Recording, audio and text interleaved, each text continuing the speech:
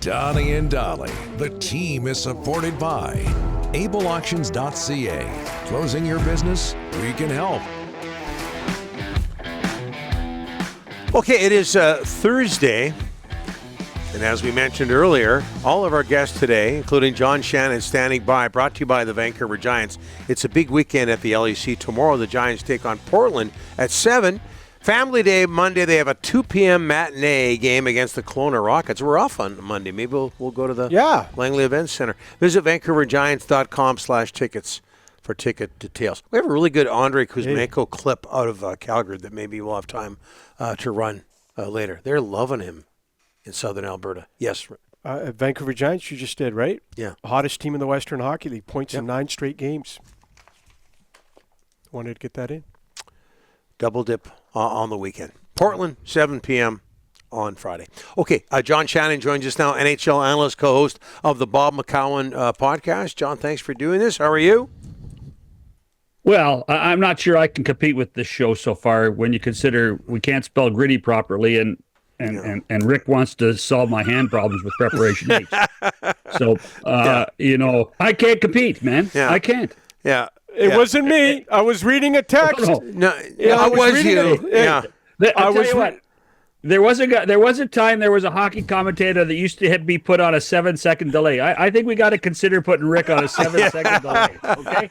It wasn't me. Yeah. John, if I'm reading a text and the Delaney's okay, Tyron, you don't have to read it. Okay, but I read it. That's not my fault. I'm reading a text from a fan of the show. It's your fault that you don't know what preparation H is. I've never used preparation H, so I've used A535 Rub. Anyways. A, too much information. Yeah. And B, if it's coming out of your mouth, it's your responsibility, okay? Yes, yeah. See? All right. From Mr. Television. Speaking of which, Super Bowl 58, not the most watched sporting event in North American television history, the most watched broadcast, the most watched telecast in North American history. How good of a job, John, in your opinion, has the NFL done of capturing people who aren't necessarily hardcore football fans? Well, they've done a magnificent job, and they're getting help. Mm-hmm. The Taylor Swift effect is in full force, but the NFL has separated itself from every other sport on the continent. And I don't know why, other than the love affair, in America particularly, with the game of football. With all the issues that football has had with concussions, they have done an amazing job of creating a culture of Sunday afternoons and Monday nights and Sunday nights that is just the envy of every other league. And if you're sitting with Rob Manfred and Adam Silver and Gary Bettman, you've got to say, well, what are they doing that we aren't? And it's staggering, the growth of the National Football League on a yearly basis. Yeah, I think a lot of it is that it comes down to it looks great on television, maybe more so than any other sport. There's a lot layers. Actually, Donnie, you bring up a really good point. No league has bent over backwards more. Yeah. I got preparation. Yes, okay. You're excused. No league has done more for television and acquiesced more to television than the National Football League. And it has paid off in spades for them. I bring this point up a lot, John, and we go back a bit. NFL Films back in the day, where was the NHL and Major League Baseball and the NBA and the CFL? NFL Films was documenting its product in the 50s and 60s, long before anybody else. How much has that helped? It's helped a lot, and that was Ed Sable and then his son Steve out of Philadelphia started shooting Philadelphia Eagles games. And then sold the whole thing to then Commissioner Bert Bell, who was from Philadelphia, and then Pete Rozelle bought into it. The amazing thing about that, Donnie, is that NFL Films is so distilled. They have done a magnificent job of making sure that the teams trust them. They're never going to get burned. And so the perception is that you're getting behind the scenes, and you're really not. And that's what they've done a magnificent job with. And this all goes to controlling the message. The National Football League has done the best job of any sports organization other than the IOC of controlling the message.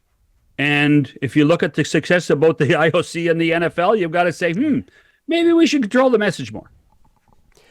All right, John, we had your good buddy Scott Moore on the other day. He was talking about radio, TV, newspapers, everything. And one question we talked to him about was the hockey deal with Sportsnet. It's going to be up in a couple of years. Can you think a little bit ahead and what's going to happen after that deal's over?